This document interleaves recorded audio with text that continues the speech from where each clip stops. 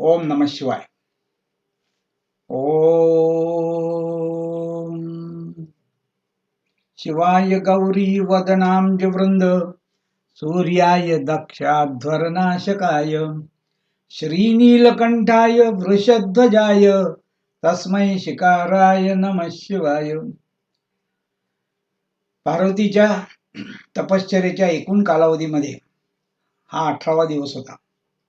गाडीवान जंबू ऋषींच्या पर्णकुटीजवळ येऊन थांबला होता. जंबू ऋषी, गावकरी यांचा मोठ्या प्रेमाने निरोप घेऊन जंबुकेश्वराच्या दिशेने एकदा पुन्हा प्रणाम करून ती गाडीत चढून बसली. आधीच ती म्हणाली, हे बघ, आता मला कुचलांबिका या नावानं यापुढं ओळखतील. तूही हे लक्षात ठेव. होय देवजी. देवीजी, आज आपला श्रीरंगम ते तिरुवन्नमलाई असा सुमारे 150 मैलांचा प्रवास आहे. प्रवासात साधकाला खूप सत्संग किंवा चिंतनाला आपोआप वेळ मिळतो. आपण माझ्याशी सुद्धा काही शंकांचं निराकरण केलं तर माझ्या वेळाचं सुद्धा सार्थक होईल असं वाटतंय. अवश्य करू. आपण आज अग्निलिंग निर्माण करणार आहात हे कळलं, पण त्यासाठी तिरुवन्नमलाई हेच ठिकाण आपण का निवडलं आणि तिथं गेल्यावर तपाची नेमकी जागा कोणती असणार आहे? हे बघ, आजचं ठिकाण मला माझ्या पतिराजाने ध्यानामध्ये दाखवलेलं आहे. तिरुवन्नमलाई या क्षेत्रात जो अरुणाचल पर्वत आहे तो स्वतःच एक अग्निलिंग आहे. म्हणजे मला कळलं नाही, तो म्हणाला. माझे स्वामींनी मला एक यासाठी कथा सांगितली होती. ते म्हणाले होते, कैलास पर्वतावर जेव्हा विवाह संपन्न झाला त्यावेळी विवाहानंतरच्या एका निवांत क्षणी शिव पार्वती सारीपाट खेळण्यासाठी बसले होते. सुंदर रंगीत कापडीपट, दानासाठी 6 कवड्या, लाकडांच्या रंगीत सोंगट्या नंदीने आणून दिल्या आणि डावाला सुरुवात झाली. पार्वतीने खेळताना अचानक एक अशी सोंगटी हलवली की त्याला प्रत्युत्तरादाखल काय करावं या विचारात शिवजी पडले. या विचारात घडलेल्या शिवजींना वेळेची जाणीव करून देण्यासाठी नुकतेच विवाह करून आलेली अल्लड नववधू म्हणून वावरणारी पार्वती पटकन उठली आणि शिवजींच्या मागे जाऊन आपल्या नाजूक हातांच्या बोटांनी त्यांचे दोन्ही डोळे घट्ट मिटून ठेवले. या एवढ्याशा कृतीनं काही भयंकर आपत्ती निर्माण होईल याची त्या बिचारीला काहीच कल्पना नव्हती. मात्र अनेकानेक ब्रह्मांडांना ऊर्जा पुरवण्यासाठी शिवजीने आपल्या शंभू रूपानं 12 सूर्य निर्माण केले होते. या 12 सूर्यांना आपल्या नेत्रातून ते 24 तास ऊर्जा पाठवित असतात. शिवजी जेव्हा ध्यानाला बसतात तेव्हा सुद्धा ते आपल्या शांभवी मुद्रेतच ध्यान करतात. या मुद्रेत दोन्ही डोळे अर्धोन्मिलित स्वरूपाचे असतात, म्हणजेच अर्धे उघडे आणि अर्धे मिटलेले असे. पार्वतीने जेव्हा शिवजींचे दोन्ही डोळे घट्ट बंद केले त्यावेळी या 12 सूर्यांना ऊर्जा पुरवठा थांबला. काही क्षणातच सूर्यांचे तेज हळूहळू कमी होत पूर्ण निस्तेज झाले आणि एका क्षणी सर्व ब्रह्मांडात गडद अंधार पसरला. याज्ञिकांचे यज्ञ थांबले, गावातील कामं थांबली, वनस्पतींची पाने सुकली, औषधी वनस्पतीनं चक्क माना टाकल्या. आता पृथ्वीवर जीवसृष्टी असल्याने तिथे जास्त हलकल्लोळ मांडला. काहीतरी वैश्विक आपत्ती आली आहे हे कळत होतं, पण त्यावरचा उपाय कोणालाच माहीत नव्हता, कारण यापूर्वी असं कधीच घडलं नव्हतं. हा कोलाहल महादेव व पार्वती दोघांच्या कानावर आला, पण पार्वतीला याच्याशी आपला काही संबंध असेल असं वाटत नव्हतं. महादेव मात्र अस्वस्थ झाले. लग्न होऊन काही दिवसच झाले असल्याने अल्लड स्वभावाच्या पार्वतीला रागावता येत नव्हतं आणि तिचे ते नाजूक सुंदर हात बाजूला काढून तिच्या सौंदर्याचा अपमान पण करता येत नव्हता.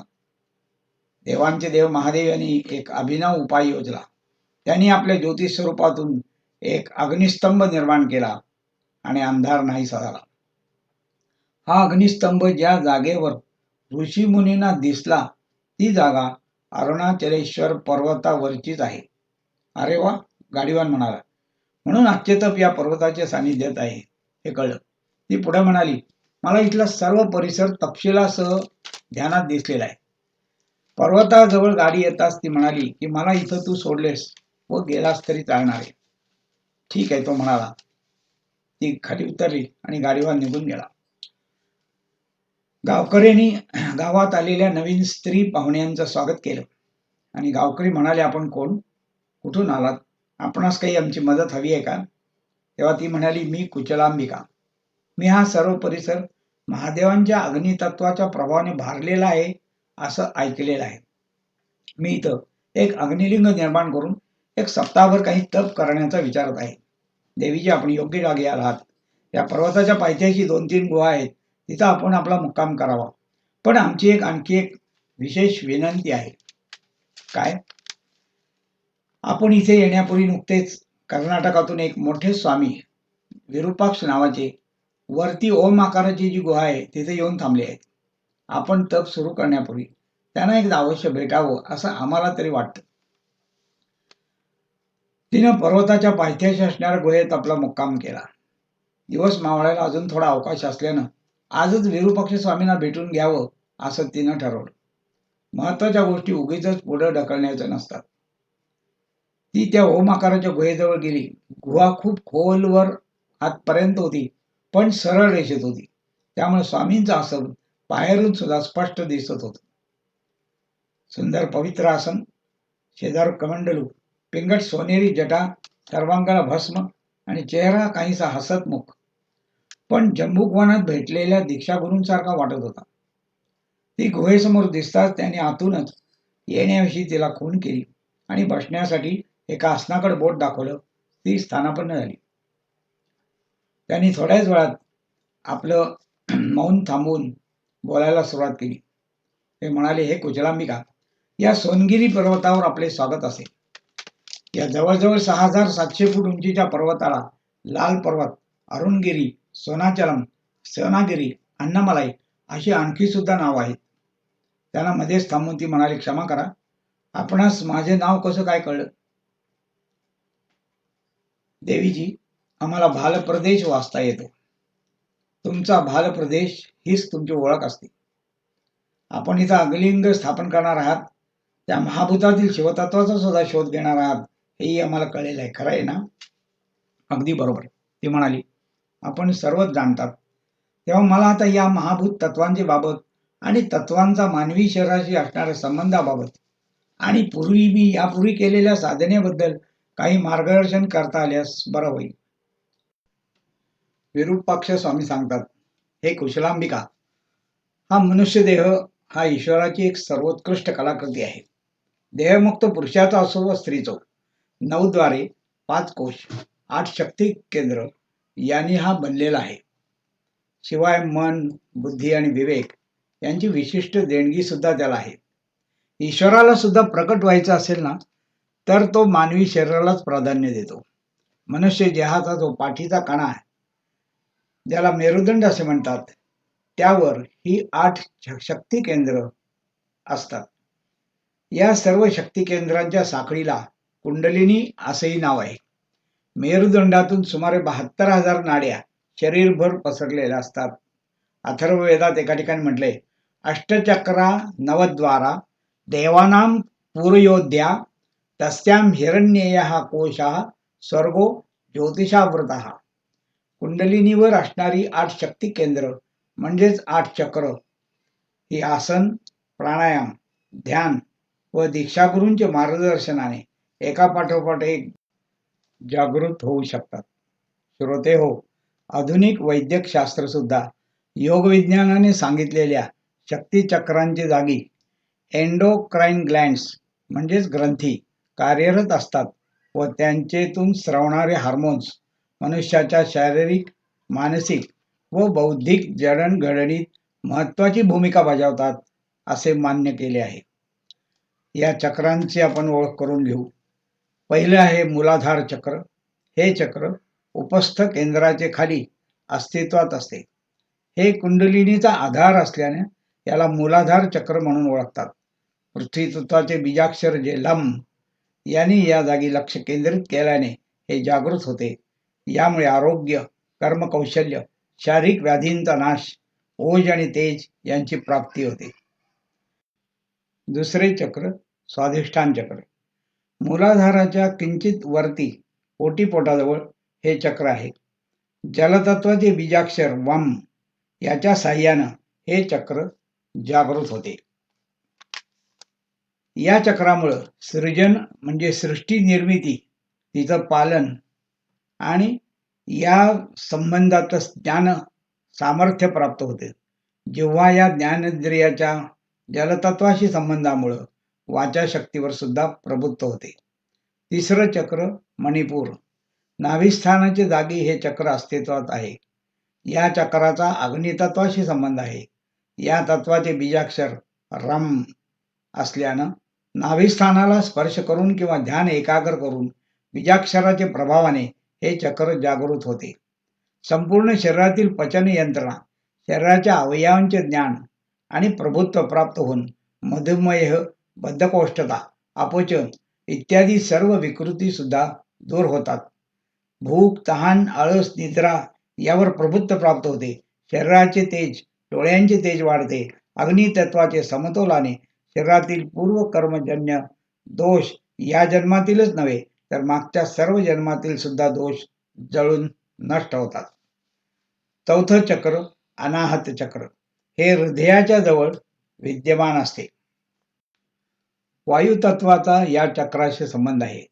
वायुतत्वाचं बीजाक्षर यम असून या चक्रावर ध्यान केंद्रित करून या बीजाक्षराच्या साहाय्यानं हे जागृत होऊ शकते. अनाहत ध्वनी आणि ओंकार यांची निर्मिती या ठिकाणी होते. हृदयरोगावर प्रभुत्व, कवित्व शक्ती प्राप्त होणं, वाणीवर प्रभुत्व, प्रेम, करुणा, सेवा, सहानुभूती इत्यादी गुणांचा सुद्धा विकास याच्यामुळे होतो. पाचवं चक्र आहे ते विशुद्ध चक्र. याचे स्थान कंठ आहे. याचा संबंध आकाश तत्वाशी आहे. आकाश तत्वाचं बीजाक्षर हम असून या चक्रावर ध्यान किंवा स्पर्श करून बीजाक्षर मंत्राच्या प्रभावाने ते जागृत करता येतं.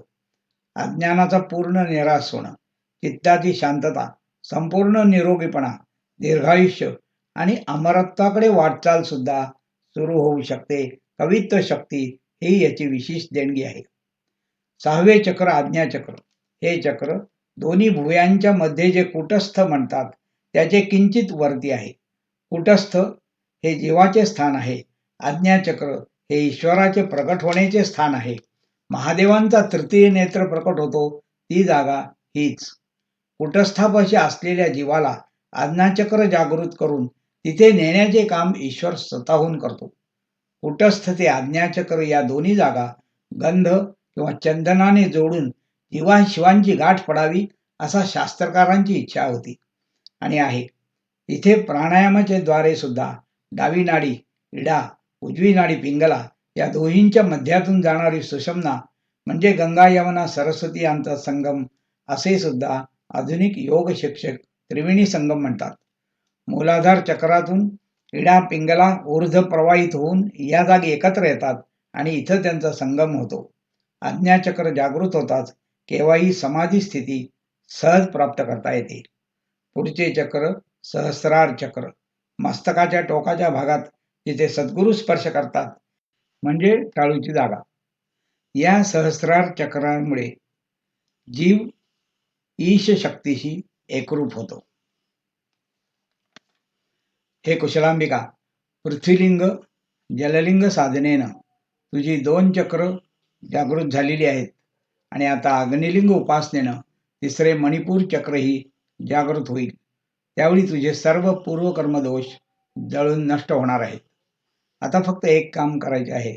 इथे अग्निलिंग निर्माण करण्यापूर्वी प्रत्यक्ष अग्निलिंग स्वरूप श्री अरुणाचलेश्वर पर्वताला तू अनवाणी पायाने एक प्रदक्षिणा पूर्ण कर. प्रदक्षिणेच्या वाटेवर 8 दिशांचे अधिकारी देवता ज्यांना लोकपाल असं म्हणतात हे तुझ्या दर्शनासाठी व तुला सामर्थ्य देण्यासाठी वाट पाहत आहेत.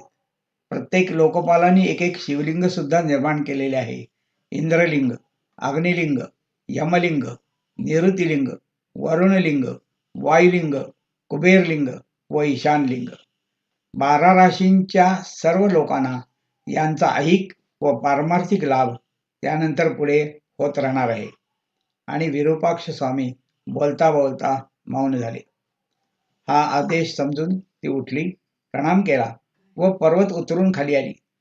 दुसऱ्या दिवशी ब्राह्ममुहूर्तावर स्वर्णमुखी नदीची मूळ नदी जी पेन्नाई तिच्या प्रवाहात स्नान केले आणि एका जलकुंडाजवळ आली.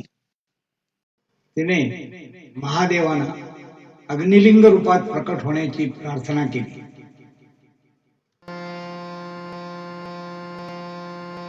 वाह्नेयमण्डलाधीश पौरुषैश्वर्यवान् प्रभु आकाशदेहो दिग्बाहु सोमसूर्याग्निलोचनः नमस्ते भगवान् रुद्र भास्करामिततेजसे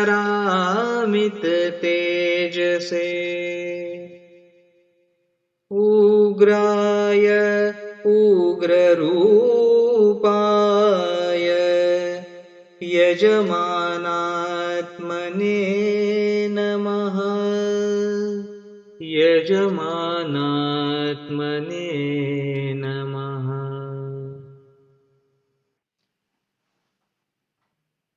आणि तिला जवळपास प्रचंड उष्णता जाणवू लागली आणि झटकन डोळे उघडले. समोर पाहिलं, अग्निदेव शिवलिंग रूपात प्रकट झालेले होते. त्यांचं तेज 12 सूर्याप्रमाणे होतं. तिनं दोन्ही हात जोडून प्रणिपात केला. हे स्वयंभूलिंग असल्याने याला प्राणप्रतिष्ठा करण्याची आवश्यकता नव्हती. रोजच्या पूजेतील शंख, शाळीग्राम, बाणलिंग जर स्वयंभू असतील तर त्यांची प्राणप्रतिष्ठा करायची आवश्यकता नसते. तिने नाभीला हात लावून जे बीजाक्षर मंत्र रम याचा जप सुरू केला. त्याचबरोबर तिच्या चेहऱ्याचं तेज वाढलं, डोळ्यांची शक्ती वाढली. चेहऱ्याभोवती एक वेगळं तेजोवलय दिसायला लागलं, कारण तिचे मणिपूर शक्ती केंद्र जागृत झालेले होते. अग्निलिंग प्रकट झाल्याची वार्ता गावात पसरली. सर्व गावकरी तिच्या बाजूने जमा झाले. ते अद्भुत दृश्य त्यांच्या डोळ्यात मावत नव्हतं. आपोआप जय जयकार सुरू झाला. अग्निलिंग, अग्निलिंग, अन्नमलियार भगवान की जय, अरुणाचलेश्वर महादेव की जय. पुजाऱ्यांनी या अग्निलिंगाला स्पर्श करून पूजन करणं अशक्य हे जाणवल्याबरोबर एका उत्सवलिंगाची स्थापना केली. आजही अग्निलिंग गाभाऱ्याकडे सभामंडपातून जाताना कडाक्याच्या थंडीत सुद्धा पायाखालील जमीन व दोन्ही बाजूच्या भिंतीमधून गरम झळा येत असलेल्या जाणवतात. कुशलांबिका ज्या गुहेत विश्रांती घेतली त्या गुहेत विश्वप्रसिद्ध महान योगी परमपूजनीय रमण महर्षी यांनी आपला आश्रम स्थापन केलेला आहे. इसवी सन 1899 ते 1916 या काळामध्ये त्यांनी या गुहेत वास्तव्य केले आणि ध्यानासाठी त्यांनी एक जागा जी तयार केली तिला सध्या पाताळलिंग म्हणून ओळखतात. रमण महर्षी आपल्या एका प्रवचनात सांगतात, कैलास, अमरनाथ, अमरकंटक, श्रीशैल्यम, श्री केदार पर्वत या सर्व ठिकाणी शिवपार्वती यांचं अस्तित्व भक्तांना जाणवतं हे योग्यच आहे, पण शिवपार्वती यांचं नित्यनिवासाचं त्यांनी निवडलेलं पृथ्वी तलावरचं एकमेव ठिकाण श्री अरुणाचलेश्वर पर्वतच आहे याबाबत मला मुळीच शंका नाही. कुशलांबिका पार्वतीचे गावकऱ्यांनी स्वतंत्र मंदिर आज उभं केलेलं आहे. तिच्या अग्निलिंगाचा वारसा पुढच्या पिढ्यांना कळावा यासाठी आजही दरवर्षी तमिळ कार्तिक महिन्यात दशमीच्या दिवशी अग्निलिंगातून एक ज्योत पर्वतावरील सर्वात उंच 5व्या शिखरावर नेली जाते. शुद्ध गाईचं तूप आणि कापूर यांच्या साह्यानं एक महादीप प्रज्वलित केला जातो. जवळजवळ 30 किलोमीटर अंतरावरून या कार्तिक दीपाचं दर्शन होतं. या दीपाच्या दर्शनानं डोळ्यांचं पारणं तर फिटतंच, पण जन्मोजन्मीच्या मागील सर्व कर्मांचे दोष जळून गेल्याचा अनुभव सुद्धा हे दीप दर्शन घेणाऱ्याला आल्याशिवाय राहत नाही.